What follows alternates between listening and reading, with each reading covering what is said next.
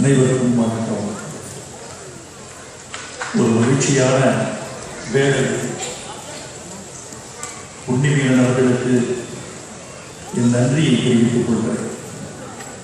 உங்களை எல்லாம் சந்திப்பதற்கு ஒரு வாய்ப்பை தந்ததற்காகவும் நான் மிகவும் நேசிக்கிற பாடகர்களையும் இசையமைப்பாளர்களையும் இயக்குநர்களையும் ஒரு முறையின்றி சந்திப்பதற்கு ஒரு நல்ல சந்தர்ப்பம் வழங்கியதற்காகவும் உன்னிமீனன் அவர்களுக்கு என்னுடைய நன்றியை வாழ்த்தை மீண்டும் தெரிவித்துக் கொள்கிறேன்.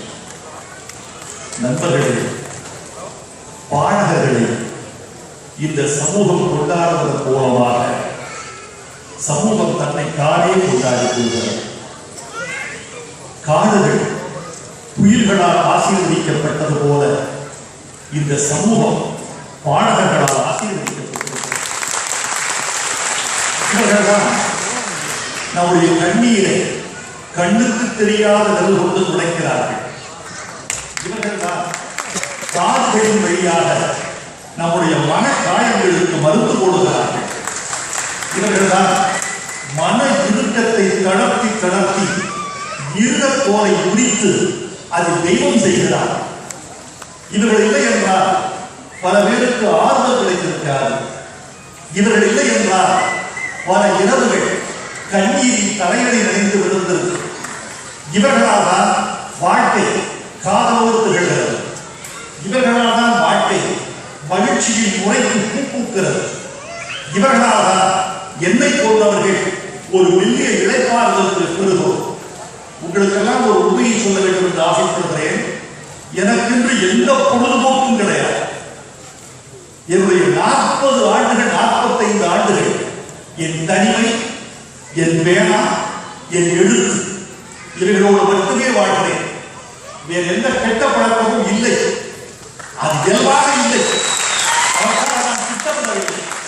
அதற்காக அப்படி ஒரு பழக்கம் கொண்டிருப்பவர்கள் பிழை செய்கிறார்கள் என்று சொல்வதற்கும் எனக்கு அதிகாரம் இல்லை.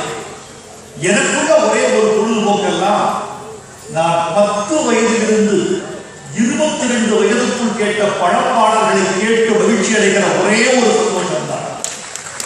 அந்த வெளிகளில் என்னை அதிகமாக பாதித்தவர்கள் இதோ இசைக்குயில் நான் பெரிதும் நேசிக்கும் பெருமாட்டி P. Susheela, TMS, Ghantasala, Tiruchi Loganathan, CS ஏடா, ஜமுனா ராணி, S ஜானகி, இன்னும் எத்தனை பேர், சீர்காழி கோவிந்தராஜ், இத்தனை பேர் என்னுடைய வாழ்க்கையை ஈரப்படுத்தி இருக்கிறார்கள்.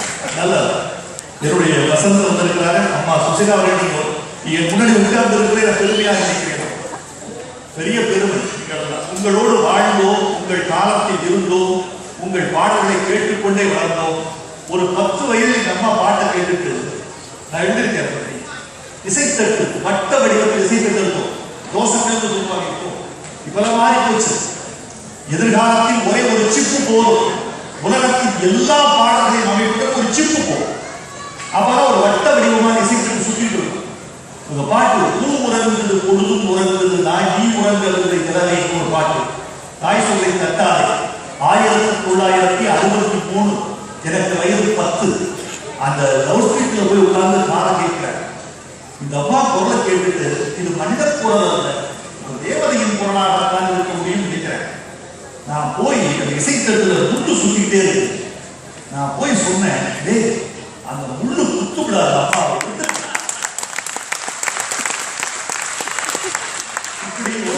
அறியாமையின் ஆனந்தம் அல்லது ஆனந்தத்தின் அறியாமை அல்லது அந்த அம்மா மீது பக்தியினுடைய பரவசம் அல்லது பரவசத்தின் பக்தி அது சொல்ல வைத்தது 10 வயசு. அந்த அறியாமையை போல எனக்கு